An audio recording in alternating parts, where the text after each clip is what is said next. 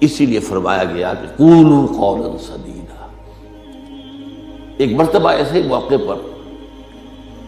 حضرت معاذ بن جبل رضی اللہ تعالی عنہ، ان سے ہم پوری طرح متعارف ہو چکے ہیں، ایک بڑی طویل حدیث ان کی ہم پڑھ چکے ہیں، ان کے سامنے یہی بات آئی تو انہوں نے حیرت سے کہا کہ حضور کیا جو کچھ ہم باتیں کرتے رہتے ہیں اس پر بھی ہمارا مواخذہ ہوگا؟ فرمایا شغلت کا امک ہے ہاں معاذ، یہ بڑے پیار بھرے انداز کی بات ہوتی ہے، اے معاذ تمہیں تمہاری ماں روئے، یہ وہاں کا محاورہ تھا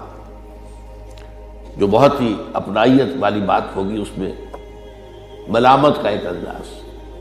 میں تو سمجھتا تھا کہ تم بہت دین کا فہم رکھنے والے ہو۔ اس کے بعد آپ نے فرمایا لوگوں کو جہنم میں منہ کے بل گرانے والی چیز سب سے زیادہ زبان کی کھیتیاں ہیں، حصائد السنتکم، زبان سے جو لفظ نکلتا ہے وہ ایک بیج بن کر آخرت کی سرزمین میں بویا جاتا ہے۔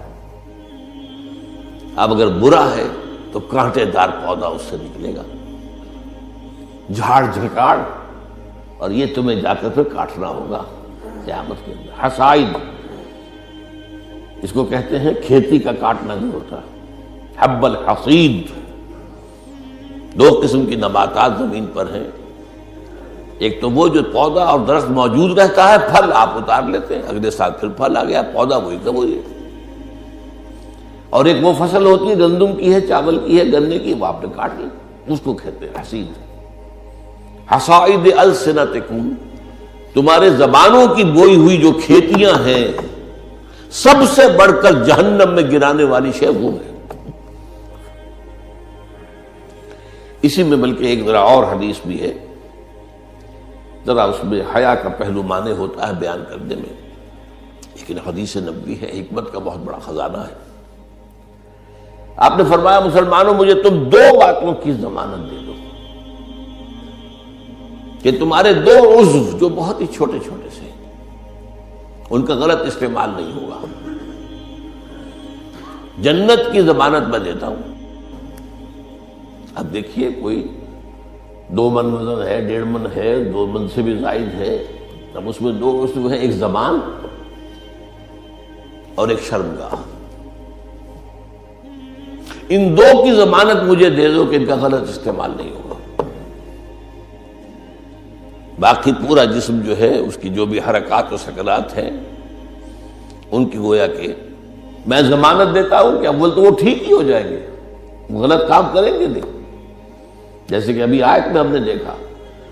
یا ایھا الذین آمنوا اتقوا اللہ وقولوا قولا سدیدا یصلح لکم اعمالکم، یہ کلام جو ہے شرطیہ ہے، اگر تم یہ کرو گے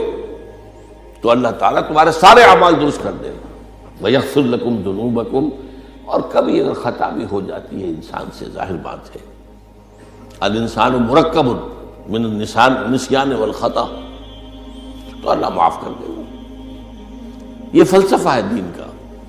آپ کا رخ جو ہے سیدھا ہے، آپ صراط مستقیم پر چل رہے ہیں، یہ چلنے میں کہیں پاؤں پھسل گیا، گر گئے، پھر فوراً اٹھے پھر چلے تو اللہ معاف فرماتا ہے ان چیزوں کو۔ لیکن زندگی کا رخ ہی ٹیڑھا ہو گیا، اب تو معاملہ بالکل برعکس ہو گیا، اب تو جو قدم اٹھ رہا ہے وہ غلط رخ پر جا رہے ہیں، جتنا آگے بڑھیں گے صراط مستقیم سے اتنا ہی دور ہوتے جائیں گے۔ رخ سیدھا رہے، اللہ کے احکام اور اس کے رسول کی سنت، اس پر رخ پہ آدمی چل رہا ہے، جو اللہ چاہتا ہے عبادت رب، شہادت علی الناس اور اقامت دین کی جد و جہد، اس میں انسان لگا ہوا۔ اب خطا ہو گئی، غلطی ہو گئی، لغزش ہو گئی، کیونکہ مجھے یاد ہے آج تک اپنا ایک واقعہ میڈیکل کالج کے 5th ایئر کا، ذرا دیر ہو گئی تھی، فرسٹ لیکچر ہمارا ہوتا تھا جو سرجری کا، ڈاکٹر امیر الدین وہ بڑے سخت تھے، 5 منٹ کی مہلت دیا کرتے تھے، اس کے بعد دروازے بند، اس کے بعد آپ آئیں گے تو پھر آپ داخل نہیں ہو سکتے۔ تو میں تیز چل رہا تھا، بارش ہوئی تھی، سائیکل پر تھا، سائیکل پھسلی میں گرا، گرتے ہی بجلی کے مانند اٹھا مجھے آج بھی یاد ہے کہ میں حیران ہوا کہ میں جب اٹھ چکا تھا تو مجھے معلوم ہوا کہ میں گرا تھا۔ یہ ایک کیفیت ہوتی ہے کہ آدمی جو ہے، ایک یہ ہے کہ گرا تو پڑا وہاں پر، تو ایک تو یہ ہے کہ گناہ کے اوپر ڈیرا لگا لیا جائے، ایک یہ ہے کہ گناہ ہوئے فوراً اٹھے، جس کو سورہ نساء میں کہا گیا ہے ثم یتوبون من قریب، فوری طور پر اگر توبہ کر لیں تو اللہ تعالیٰ لازماً انما التوبۃ علی اللہ للذین یعملون السیئات ثم یتوبون من قریب، کوئی گناہ تو ہو گیا، خطا تو ہو گئی، فوراً توبہ کر لیں، اللہ تعالیٰ صاف کر دے گا فوراً۔ اللہ نے اپنے ذمے لیا ہے، اپنے اوپر لازم کر لیا ہے۔ تو اس اعتبار سے حضور نے فرمایا کہ یہ دو اعضاء این عشق جنانو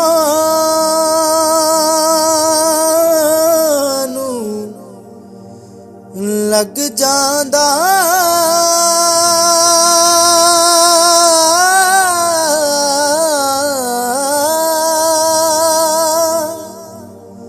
او سک جاندے نے وانگ کانیاں دے